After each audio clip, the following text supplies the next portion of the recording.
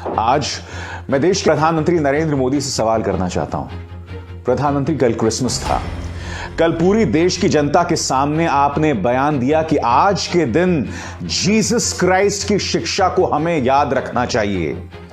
मैं समझना चाहता हूं प्रधानमंत्री नरेंद्र मोदी कि आपकी जो सहयोगी संस्थाएं हैं या आपके जो कट्टर भक्त हैं, आप सीधे तौर पर उन्हें संदेश और शिक्षा क्यों नहीं देते?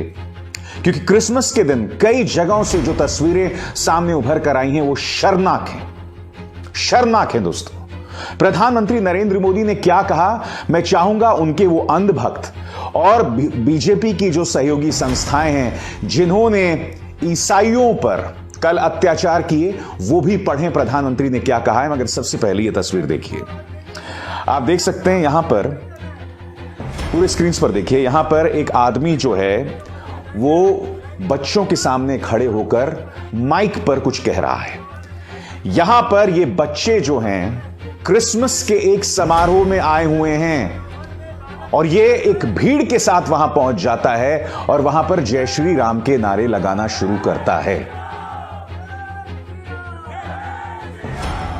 और आप जानते हैं इसके बाद जो संस्था वहां पहुंची थी, उनका एक प्रवक्ता कहता है कि यहां पर बच्चों का धर्मांतरण हो रहा था, हिंदुओं का धर्म परिवर्तन किया जा रहा था। सरासर झूठ, क्योंकि पुलिस ने ऐसा कोई बयान नहीं दिया है, नंबर एक। नंबर दो, आप जानते हैं ऐसा करना नामुमकिन है, खासकर उस राज्य में जहां पर बीजेपी की सरकार है। आज हालात ये हो गए हैं कि ईसाई शांतिपूर्वक तरीके से अगर क्रिसमस के दिन दोस्तों कोई समारोह करना चाहते हैं, यह भी इन कट्टरवादी संस्थाओं को बर्दाश्त नहीं हो रहा है। और प्रधानमंत्री हमेशा की तरह खामोश हैं। प्रधानमंत्री ने क्या संदेश दिया, पहले मैं चाहूंगा आप वो देखें और मैं चाहूंगा ये कट्टरवादी संस्थाएं भी वो पढ़ें। प्रधानमंत्री ने क्या कहा आपके स्क्रीन पर। Christmas greetings to everyone. We recall the life and noble teachings of Jesus Christ, which placed topmost emphasis on service, kindness, and humility. May everyone be healthy and prosperous. May there be harmony all around. प्रधानमंत्री यहां दो बातें कह रहे हैं। पहली बात वो कह रहे हैं कि हमें इस मौके पर जीसस क्राइस्ट की शिक्षा को नहीं भूलना चाहिए कि उन्होंने समाज में किस तरह से शांति और भाईचारे का संदेश जो है वो पहुंचाया। फिर आगे वो कहते हैं कि सब स्वस्थ रहें, सब प्रगतिशील रहें और सब जगह पर शांति हो। प्रधानमंत्री की इस बात को क्या उनके वो कट्टर समर्थक समझेंगे जो कल के दिन चर्चों में पहुंचकर, उन समारोह में पहुंचकर जहां बच्चे मौजूद थे उन्हें परेशान कर रहे थे। एक और वीडियो देखिए दोस्तों, यहां पर एक व्यक्ति जो है वो गिटार बजा रहा है, सामने एक समारोह चल रहा है और फिर वहीं पर पहुंच के लोग नारेबाजी करने लगते हैं, उसे धमकाने लगते हैं। मैं चाहूंगा आप ये वीडियो देखिए और इस वीडियो में जो युवा गिटार बजा रहा है ना, उसके चेहरे पर मायूसी को आप देखिएगा। वो सिर्फ शांतिपूर्ण ढंग से क्रिसमस मना रहा था और फिर देखिए उन लोगों ने वहां नारेबाजी करके धमकाकर उसकी क्या हालत की, देखिए।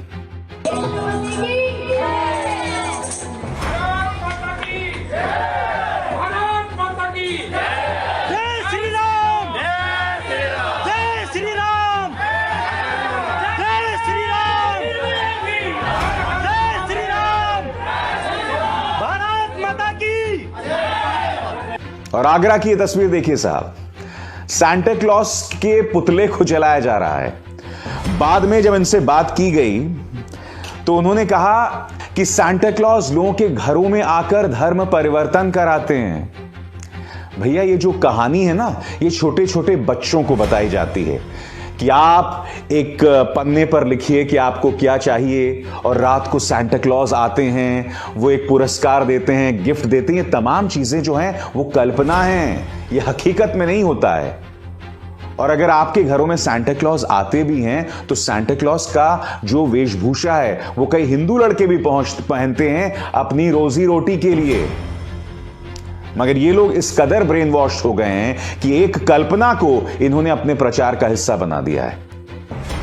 या तो खुद ये ना समझे दोस्तों, या इन्हें लगता है कि इनके समर्थक इतने फूहड़, इतने मूर्ख हैं कि इनको कुछ भी पट्टी पढ़ा दी जाए, ये लोग उसका अनुसरण करेंगे। मैं फिर सवाल पूछना चाहता हूं इन प्रदर्शनकारियों से, आपने गौर किया खुद प्रधानमंत्री नरेंद्र मोदी ने क्या कहा? प्रधानमंत्री ने साफ तौर पर कहा कि आज के दिन हम जीसस क्राइस्ट की शिक्षा को ना भूलें। प्रधानमंत्री ने कहा कि समाज के अंदर शांति और भाईचारा फैलाएं। क्या आप प्रधानमंत्री नरेंद्र मोदी की भी नहीं सुनेंगे? क्या आप देश के हिंदू हृदय सम्राट की भी नहीं सुनेंगे? मगर प्रधानमंत्री लगातार खामोश बने हुए हैं। कर्नाटक के अंदर जो हुआ वो कितना शर्मनाक है। बेलगावी के एक चर्च में कुछ जो ईसाई थे वो अपना समारोह मनाना चाहते थे, मगर पुलिस ने कहा हम आपको सुरक्षा नहीं दे सकते श्री राम सेने और बजरंग दल से, इसलिए आप ये समारोह अपने घर में मनाइए। फिर उत्तराखंड के अंदर आपको याद होगी वो तस्वीरें जहां कट्टरवादी संस्थाएं हैं वो लोग घुसे और उन्होंने चर्च के अंदर तोड़फोड़ की। दिल्ली के अंदर एक चर्च का निर्माण हो रहा था, बजरंग दल के लोग पहुंचते हैं और वहां नारे लगाते हैं देश के गद्दारों को गोली मारो, और उसके बाद क्या होता है? वहां पर तोड़फोड़ की जाती है। यह कहा जाता है जिस तरह से अंग्रेजों ने 200 साल हम पर राज किया और हमने ईसाई धर्म का प्रचार प्रसार किया, ये लोग भी वही करना चाहते हैं। और ईसाइयों की क्या तादाद है इस देश में दोस्तों? सिर्फ 2%।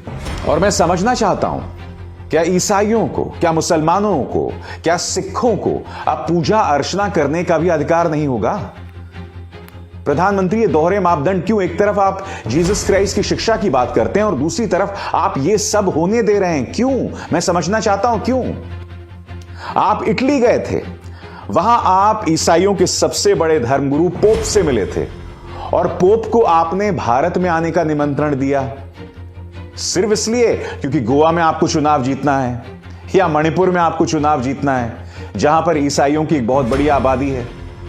मगर मैं ये समझना चाहता हूं, ये जो दोहरे मापदंड हैं, यानी कि भक्तों को कुछ और कहना और वोट्स के लिए कुछ और करना, फिर दूसरी तरफ अंतर्राष्ट्रीय समुदाय को कोई और संदेश देना। अंतर्राष्ट्रीय समुदाय को मैं ये संदेश दे रहा हूं कि साहब देखिए यसु की शिक्षा जो है या जीसस क्राइस्ट की शिक्षा जो है वो कितनी महान है, कितनी खूबसूरत है। मगर फिर जमीन पर आपके सोच से जुड़े कार्यकर्ता हैं, वो लोग लोगों पर अत्याचार कर रहे हैं, क्यों? कल क्रिसमस के दिन जो हुआ दोस्तों, वो हर भारतीय के लिए शर्मनाक है। जो लगातार पिछले 2 महीनों से हो रहा है कि ईसाइयों के धार्मिक स्थलों पर निशाना बनाया जा रहा है, और सबसे दुख की बात यह है माइनॉरिटीज को टारगेट करने के लिए हमारी धार्मिक नगरियों का सहारा लिया जा रहा है। हरिद्वार में क्या हुआ याद है ना आपको? धर्म संसद के नाम पर मुसलमानों को मारने की बात की गई। यह कहा गया कि तलवार नहीं, अब आप AK-47 या बड़े बड़े हथियार रखें। यह भी कहा कि हम हिंदू राष्ट्र के लिए एक बहुत बड़ा आंदोलन शुरू करेंगे जो 1857 की गदर क्रांति, हिंसक क्रांति से भी बड़ी होगी। खुलेआम इस तरह की धमकियां दी जा रही थी। और पुलिस ने किस पर FIR दर्ज किया? उस मुसलमान पर जो हाल ही में हिंदू बना था। वो कौन है? रिजवी, जो त्यागी बन गया था। इससे शिक्षा उन मुसलमान पत्रकारों के लिए भी है या उन मुसलमानों के लिए भी है जो अपने भ्रष्टाचार के केसेस को बचाने के लिए बीजेपी की सेवा कर रहे हैं। संघ की सोच में मुसलमान जो है वो एक दोयम दर्जे का नागरिक है। आपकी इज्जत तभी होगी जब आप सच के साथ खड़े हैं। चाटुकारिता करने वालों की कोई इज्जत नहीं होती है। आपको क्या लगता है